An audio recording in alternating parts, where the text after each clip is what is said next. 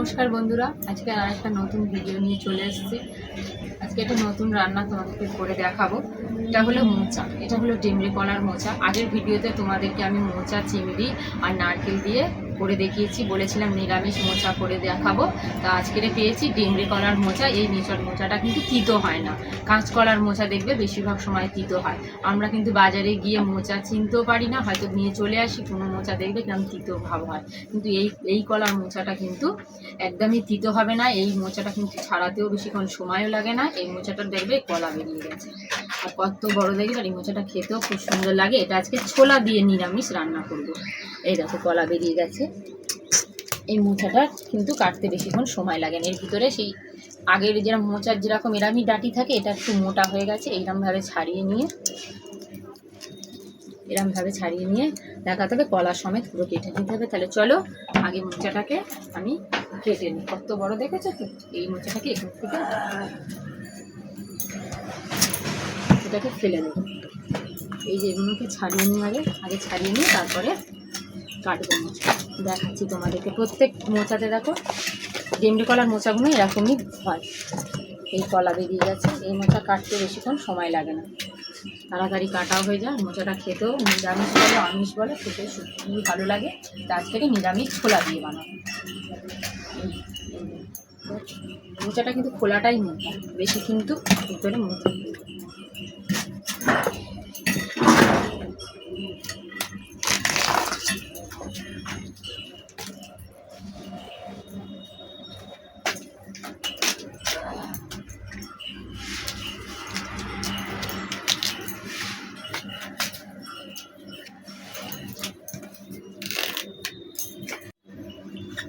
মোচার কিন্তু প্রচুর কিন্তু গুণ আছে। মোচা কিন্তু খাওয়া শরীরের পক্ষে খুবই ভালো, বাচ্চাদেরও খাওয়ানো খুব ভালো। মোচাতে প্রচুর পরিমাণে গুণ আছে। দেখো কত বড় মোচাটা, খোলাটা দেখেছো? খোলাটা ভীষণ মোটা আর খোলাটা ভীষণ বড়। দেখো আস্তে আস্তে কিন্তু আমার কিন্তু মোচাটা কিন্তু ছাড়ানো হয়ে যাচ্ছে। এরকম শুধু কেটে দিতে হবে। কেটে দিলে আস্তে খোলে।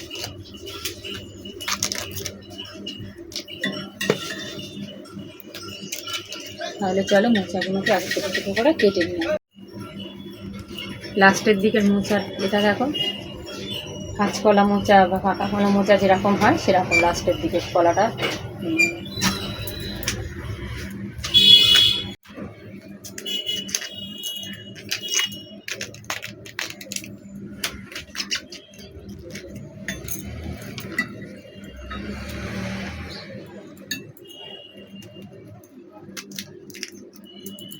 আমি কিন্তু আর মোচাটাকে ছাড়াবো না, ব্যাস এই পর্যন্তই ঠিক আছে। দেখো আমি কিন্তু কাটার জন্য কিন্তু আমি জল নিয়ে নিয়েছি। আগে এই ভিতরে যে ছোটো মতন এটা মোচাটাকে আমি কাটবো, আমাদেরকে দেখাচ্ছি। এই দেখো পুরো কচি, একদম পুরো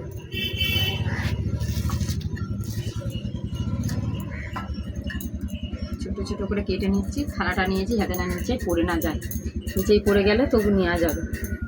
একদম কি সুন্দর, একদম পুরো কচি, একদম তাড়াতাড়ি কাটা হয়ে যাচ্ছে।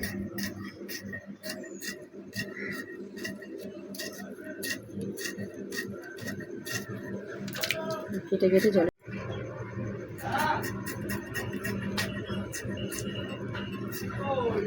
আগের মোচানে এই যে ডাঁটিটা, এই ভিতরে তোমাদেরকে দেখালাম, এই ডাঁটিটাকে ফেলে দেবো। দিয়ে সুন্দর করে এই মোচা বললাম বেশিক্ষণ লাগে না কাটতে, অনেকটাই কাটা হয়ে গেছে। শুধু এই ফুলটা ভিতরে এই ডাঁটিটাই শুধু জাস্ট ফেলে দিলে ব্যাস হয়ে যাবে। দিয়ে ধরে কুচিয়ে নাও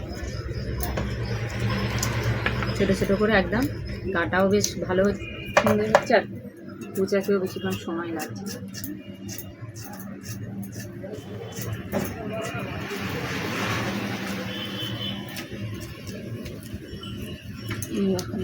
ছোটো ছোটো করে সময় কেটে নেব।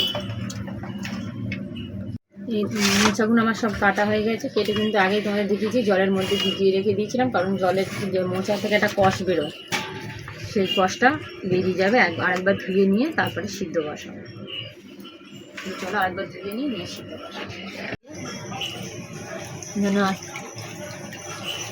মোচাগুলো না যেন সব পড়ে যায়। ছোটো ছোটো করে তো কাটা। মোচাগুলো কিন্তু আমি পরিষ্কার করে ধুয়ে নিয়েছি। দেখো অনেকটা কিন্তু কষ বেরিয়ে গেছে, মোচাগুলো একদম পরিষ্কার করে ধোয়া হয়ে গেছে। আমি নিয়েছি ইন্ডাকশানে বসাবো বলে ইন্ডাকশানের এই কড়াইটা নিয়েছি। ওর মধ্যে দিয়ে দেবো ফের জল সিদ্ধ করার জন্য। এমন জল দেবো যেন মোচাটা পুরো ভালো করে সিদ্ধ হয়। সঙ্গে দিয়ে দেবো নুন। সিদ্ধ করার সময় অবশ্যই নুন দেবে। 5 চামচ নুন দিয়ে দিলাম, আর 1 চামচ হলুদ দিয়ে দেবো। সিদ্ধ করার সময় অবশ্যই কিন্তু নুন আর হলুদ দিয়ে কিন্তু সিদ্ধ করবো। তোমরা যখন সিদ্ধ করবে মোচাতে নুন আর হলুদ দিয়ে ভালো করে মিশিয়ে নিয়ে সিদ্ধ সিদ্ধ করতে দেবে। এরকম হাতে দিয়ে ভালো করে নুন আর হলুদটা মিশিয়ে দিলে কি হলো, চারিদিকে ভালো করে নুন আর হলুদটা সব মোচার মধ্যে কাটার মধ্যে ঢুকবে, এক জায়গায় না থাকে। এবারে মিশানো হয়ে গেল। এবারে এই যে ঢাকাটা নিয়ে আমি ঢাকা দিয়ে দিলাম। এবার ইন্ডাকশানে আস্তে করে বসিয়ে দেবো। কড়াইটা বসিয়ে দিলাম, ইন্ডাকশানটা অন করে নেব। সিদ্ধ মোচাটা আমার ভালো করে সিদ্ধ হয়ে গেছে, একদম সিদ্ধ ভালো হয়ে গেছে, একটু গলে যাচ্ছে। এই দেখো দেখেছো কত সুন্দর সিদ্ধ হয়ে গেছে। এবার আমি এই ঝুড়িটার মধ্যে ঢেলে দেবো।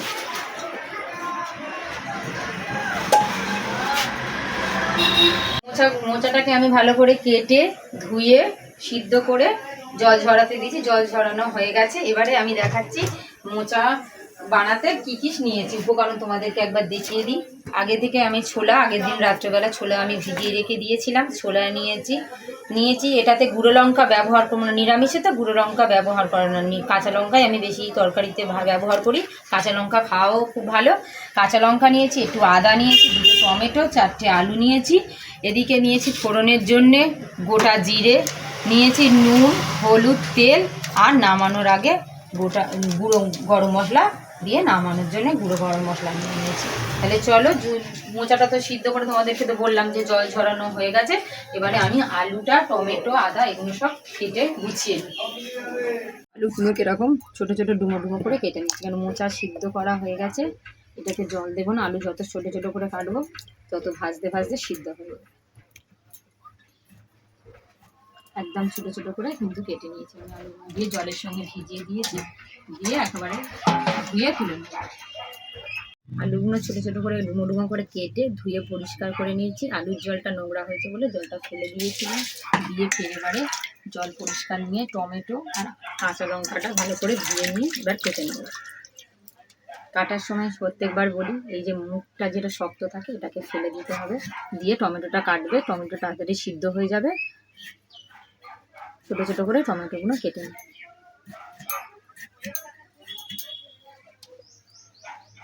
করে কাটা হয়ে গেছে। এবারে লঙ্কাগুলো, 5খানা লঙ্কা নিয়েছি, লঙ্কা চিড়ে নেব। এই লঙ্কাগুলো সব চিড়ে নিচ্ছি।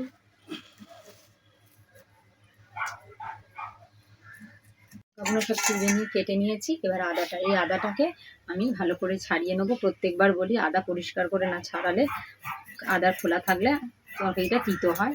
আর আজকের আদাটাকে আমি পুরো ছাড়িয়ে স্লাইসারে ভালো করে ঘষে নেবো, আজকের আর বাটবো না। আমার আলু, টমেটো আর লঙ্কাগুলো সুন্দর করে কেটে গুছিয়ে নিয়ে এসেছি, ধুয়ে পরিষ্কার করে। এদিকে আদাটাকেও ভালো করে ছাড়িয়ে কিন্তু নিয়ে চলে এসেছি। আদাটাকে বললাম ওই স্লাইসারে ঘষবো বলে, আদা আজকে বাটবো না। তাহলে চলো আগে আদাটাকে ভালো করে স্লাইসারে, এই যে সরু যে এই যে খাঁচ তোমরা যখন স্লাইসারে আদা ঘষবে, এগুলো ঘষলে কি হয়, আদাটাকে শুধু এরম করে শুধু আদাটা গোটা গোটাও থেকে যায়। আর এখান থেকে ঘষলে কিন্তু পুরো একদম বাটার মতন পুরো ঘষা যায় ভালো। তোমাদেরকে আমি দেখিয়ে দিচ্ছি কীরকমভাবে পুরো আদা যেন বাটা হয়েছে। এই দেখো, দেখতে পাচ্ছ কীরকম হয়েছে, পুরো যেন আদা বেটে নিয়ে যায়। এখানটায় আমি যদি ঘষি আদাটা, দেখো ঘষা দেখো এরম লম্বা লম্বা বেরোচ্ছে। তাতে আদাটা মুখে পড়লে, যতই ভাজলেও মশলা কষলেও আদা দেখবে একটা কাঁচা কাঁচা থাকে, সেটা মুখে পড়লে কিন্তু তরকারিটা খেতেও ভালো লাগে। এটা কিন্তু ভালো করে স্লাইসারে ঘষা হয়ে গেছে। এবারে তোমাদেরকে দেখাই, ফের আবার দেখাচ্ছি যে নিরামিষ মোচা বানাতে আমি কি কি উপকরণ নিয়েছি। দেখো সিদ্ধ করা মোচা, সিদ্ধ করে ভালো করে জল ঝরিয়ে রাখা মোচা নিয়েছি। এখানে ছোট ছোট করে ডুমো ডুমো আলু কেটে ধুয়ে পরিষ্কার করে নিয়েছি। এখানে নিয়েছি 2 পিস টমেটো কেটে নিয়েছি, 6টা লঙ্কা চিড়ে নিয়েছি কাঁচা ছোলা, নিয়েছি তেল, ফোড়নে গোটা জিরে, নুন পরিমাণ মতো নিয়ে নিয়েছি, হলুদ, আর এটা গরম মশলা। তাহলে চলো আগে আমি একটা কড়াই নিয়ে নিয়েছি, কড়াইটাকে বসিয়ে দিলাম, গ্যাসটা ধরিয়ে নিলাম, নিয়ে কড়াইটা বসিয়ে দিলাম, দিয়ে কড়াইতে দিয়ে দেবো সর্ষের তেল।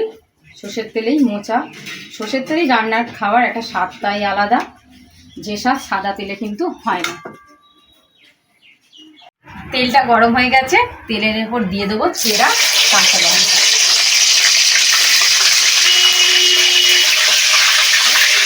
চেরা কাঁচা লঙ্কার উপরে দিয়ে দেবো ওই গোটা জিরে। গোটা জিরে দিয়ে দিলাম, গোটা জিরেটা একটু আর লঙ্কাটা একটু ভালো করে ভেজে নেবো। ভেজে নেওয়ার পরে আমি দিয়ে দেবো এই ডুমো ডুমো করে কেটে রাখা আলু।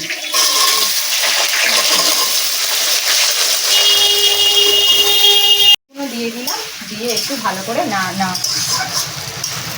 দিয়ে ভালো করে একটু নাড়াচাড়া করে দিয়ে দেবো ভিজিয়ে রাখা ছোলা। ছোলাটা একটু ভালো করে ভিজলে ওর সঙ্গে ভাজা ভাজা হবে, খেতেও ভালো লাগবে। এবারে ওর ওপরে দিয়ে দেবো এই হলুদ। হলুদটা আমি দিয়েছি, এই 1 চামচে হলুদ দেবো, 1 চামচ দিয়ে দিলাম হলুদ। হলুদ আর আলু আর ছোলা ভালো করে ভাজা ভাজা হবে, কারণ হলুদটা আগে দিলাম কেন, হলুদের একটা গন্ধ থাকে, সেই গন্ধটা আর থাকবে না। আলুর সঙ্গে ভালো করে আলুও ভাজা হবে, হলুদটাও ভাজা হলে গন্ধটা চলে যাবে। এবার এগুলো একটু ভাজা হোক, আমি এবার একটু চাপা দিয়ে দিচ্ছি। ঢাকাটা দিয়ে গেছিলাম, এবার ঢাকাটা খুলে দেখি আলুটা কতটা ভাজা হয়েছে। দেখো আলুটা কিন্তু আলু আর হলুদ আর ছোলা সুন্দর করে কিন্তু ভাজা হয়ে গেছে। দেখো কিন্তু সুন্দর করে ভাজা হয়ে গেছে। এবার এর উপরে দেবো স্লাইসারে ঘষে রাখা আদা। আদার উপরেই দেবো, কিন্তু আদাটাকে না আলুর সাথে না ঘেটে দিয়ে দেবো অল্প একটু চিনি। চিনিটা দেওয়ার কারণ হলো আদাটা যাতে না তিতো না হয় আর ফ্লেভারটা সুন্দর আসে। আদার আর চিনির একটা গন্ধটা সুন্দর, তরকারিটার টেস্টটা আর আদাটা কিন্তু ভালো করে আমি ভেজে নিয়েছি সুন্দর করে। এবারে এই কেটে রাখা টমেটোটা আমি দিয়ে দিলাম। টমেটোর উপরে দিয়ে দিচ্ছি নুন। নুনটা টমেটোর উপরে দেওয়ার কারণ হলে টমেটোটা সুন্দর করে গলে যাবে এবং তাড়াতাড়ি হয়ে যাবে। এবারে ভালো করে আমি নুন আর টমেটোটা আলুর সাথে ভালো করে মিশিয়ে নেবো, যাতে সমস্ত কিছু আলুটার ভিতরে নুনটা এবারে ঢুকে যাবে আর টমেটোটাও ভালো করে সিদ্ধ হয়ে আলুটার সাথে মাখা মাখা হয়ে যাবে। দিয়ে দেবো, আমি ঢাকা দিয়ে দেবো, টমেটোটা তাড়াতাড়ি সুন্দর করে গলে যাবে।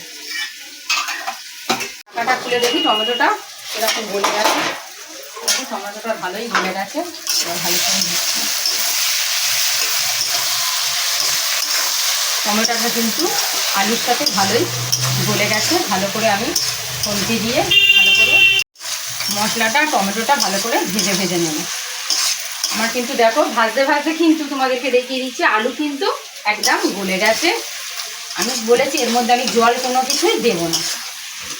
আচ্ছা, এখন একটু দিয়ে দেবো গরম মশলা। হালকা করে একটু গরম মশলা দিয়ে দিচ্ছি, অল্প একটু দেবো। অবশ্যই নামানোর সময় দেবো বলেছি আগে, কিন্তু এখন একটু দিলে আলুটার সঙ্গে গরম মশলাটা দিলে বেশ সুন্দর একটা গন্ধ হয়, তরকারিটার ফ্লেভারটাও আরও সুন্দর হয়, খেতেও ভালো লাগে। তাই জন্য গরম মশলা আর আলুটা ভালো করে ভেজে নিয়ে এবারে দিয়ে দেবো এই সিদ্ধ করে জল ঝরানো মোচা। মোচা আর আলুটা ভালো করে এবারে কষে নেব। ভালো করে আমি কিন্তু মশলার সঙ্গে ভালো করে মিশিয়ে নিয়েছি। আমি কিন্তু জল দেব না, কারণ এটা শুধু আলুটা সিদ্ধ মোচাটাও সিদ্ধ, শুধু ছোলাটা কিন্তু এই যে ঢাকাটা দিয়ে দিলাম, এটা এবারে ভাপে দেখবে ছোলাটাও সুন্দর করে সিদ্ধ হয়ে যাবে। আর গ্যাসটা আমি একটু আস্তে করে দেবো, বুঝলে, ভালো করে কষাবো। দেখো আমি কিন্তু কোনো জল দিইনি, তাতে কিন্তু ছোলা আলু সব তোমাদেরকে দেখিয়েছি, সব সুন্দর করে সিদ্ধ হয়ে গেছে। আর নিরামিষ রান্নায় তো মোচার তরকারি তো জল না দিয়েই তরকারিটার টেস্টটা আরও ভালো হয় আর সুন্দর খেতেও লাগে আর জল দিতে লাগেও না। তাহলে চলো মোচাটা রেডি হয়ে গেছে।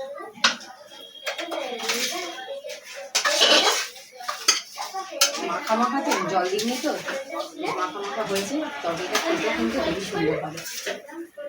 তাহলে আমার তৈরি হয়ে গেল নিরামিষ মোচা আমার এই নিরামিষ মোচার রেসিপিটা তোমাদের যদি ভালো লেগে থাকে তবে একটা লাইক, একটা সাবস্ক্রাইব আর কমেন্ট। তোমাদের কমেন্ট মানে কিন্তু আমার পেলো না। আর অবশ্যই তোমরা আমার পাশে থেকো, আর অবশ্যই এই মোচার রেসিপিটা তোমরা করে খাবে, খুব সুন্দর খেতে লাগবে। আর কেমন লাগে তোমরা অবশ্যই আমাকে কমেন্টে জানাবে। তাহলে দেখা হচ্ছে পরের রান্নার ভিডিও। তাহলে আজকের এই রান্নার ভিডিওটা এখানেই শেষ করি।